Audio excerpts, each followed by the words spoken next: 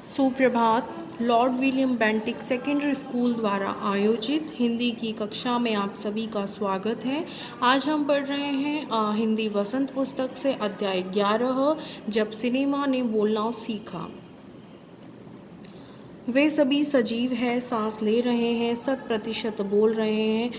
18 मुर्दा इंसान जिंदा हो गए, उनको बोलते बातें करते देखो। देश की पहली स्वाक बोलती फिल्म आलम आरा के पोस्टरों पर विज्ञापन की ये पंक्तियाँ लिखी हुई थीं। 14 मार्च 1931 की वह ऐतिहासिक तारीख भारतीय सिनेमा में बड़े बदलाव का दिन था। अंडरलाइन करके ध्यान रखेंगे इसे। इसी दिन पहली बार भारत के सिनेमा ने बोलना सीखा। हालांकि वह दौर ऐसा था जब मूक सिनेमा लोकप्रियता के शिखर पर था।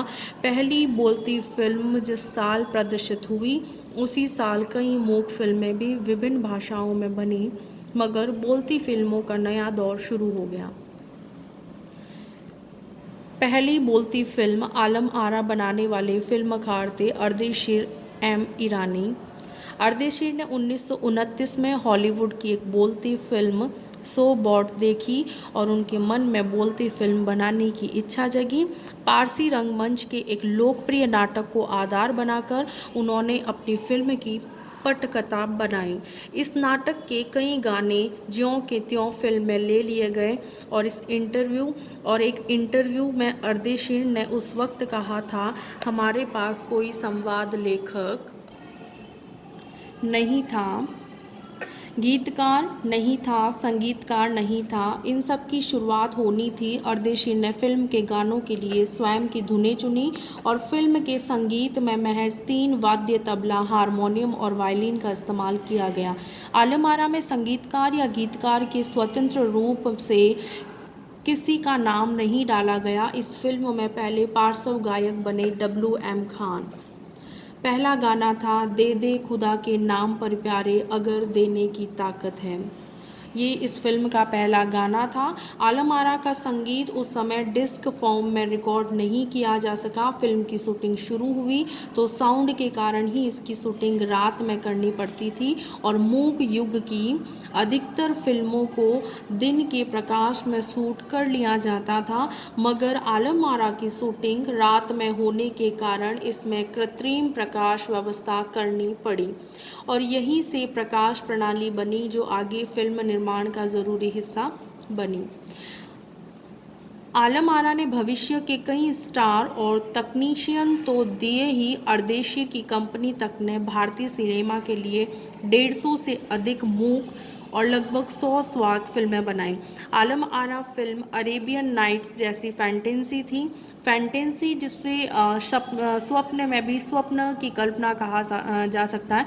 देखिए, स्वप्न एक कल्पना का संसार होता है और उसी कल्पना के संसार में हम कुछ और सोचते हैं और उसी कल्पना में कल्पित होकर के किसी और चीज़ की कल्पना करते हैं, तो हम उसे ही फैंटेसी कहते हैं।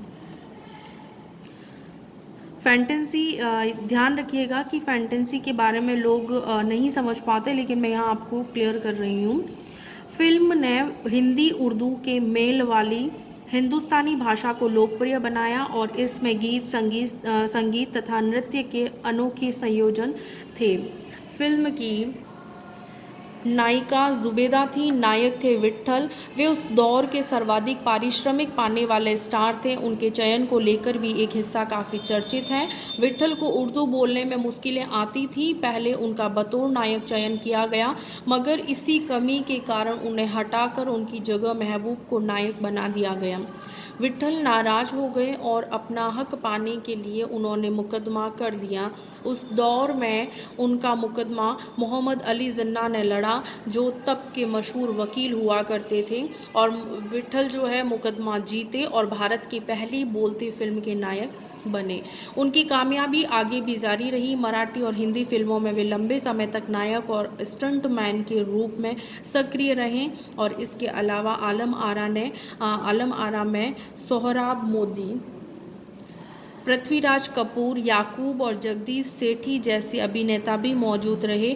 आगे चलकर जो फिल्मोद्योग में प्रमुख स्तंभ बने। यह फिल्म 14 मार्च 1931 को मुंबई के मैजेस्टिक सिनेमा में प्रदर्शित हुई और फिल्म 8 सप्ताह तक हाउसफुल चली और भीड़ इतनी उमड़ती थी कि पुलिस के लिए नियंत्रण करना मुश्किल हो जाया करता था। समीक्षकों ने इसे भड़कीली फैंटेसी फिल्म करार दिया था, मगर दर्शकों के लिए यह फिल्म एक अनोखा अनुभव था। यह फिल्म 10,000 फुट लंबी थी और इसे 4 महीनों की कड़ी मेहनत से तैयार किया गया था। आपसे पूछा जा सकता है कि कितने समय में इसको तैयार किया गया था। स्वाक फिल्मों के लिए, सवाक मतलब बोलने वाली, अमूक नहीं है ये, सॉरी मूक नहीं, ये अमूक फिल्म है। फिल्मों के लिए पौराणिक कथाओं, पारसी रंगमंच के नाटकों, अरबी प्रेम कथाओं को विषय के रूप में चुना गया। इनके अलावा कई सामाजिक विषयों वाली फिल्में भी बनी। ऐसी ही एक फिल्म थी खुदा की शान।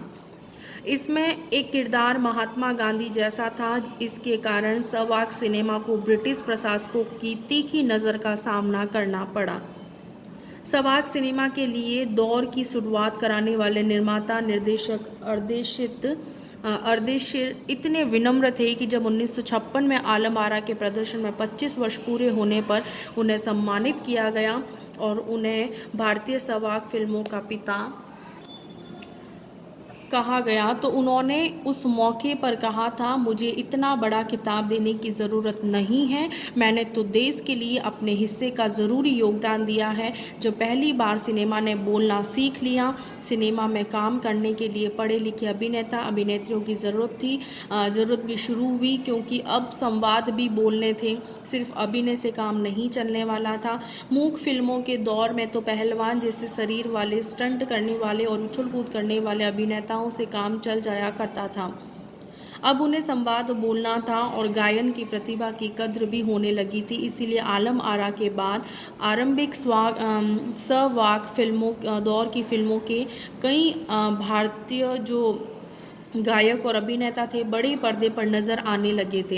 हिंदी उर्दू भाषाओं का भी महत्व उस समय बढ़ गया था। सिनेमा में देह और तकनीक की भाषा की जगह जन प्रचलित बोलचाल की भाषाओं का दाखिला भी हुआ था।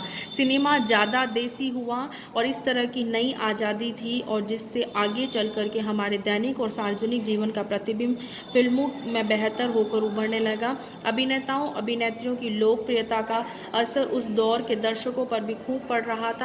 माधुरी नाम की फिल्म में नायिका सुलोचना की हेयर स्टाइल उस दौर में औरतों में लोकप्रिय हो गई थी और औरतें अपनी केस सज्जा उसी तरह कर रही थी। अर्देशीर ईरानी की फिल्मों में भारतीयों के अलावा ईरानी कलाकारों ने भी अभिनय किया था और स्वयं आलम आरा भारत के अलावा श्रीलंका, बर्मा और पश्चिम एशिया में पसंद की गई और भारतीय सिनेमा के जनक फाल्के को सवाक सिनेमा के जनक अर्देशीर ईरानी की उपलब्धि को अपनाना ही था, क्योंकि वहाँ से सिनेमा का एक नया युग शुरू हो गया था। धन्यवाद।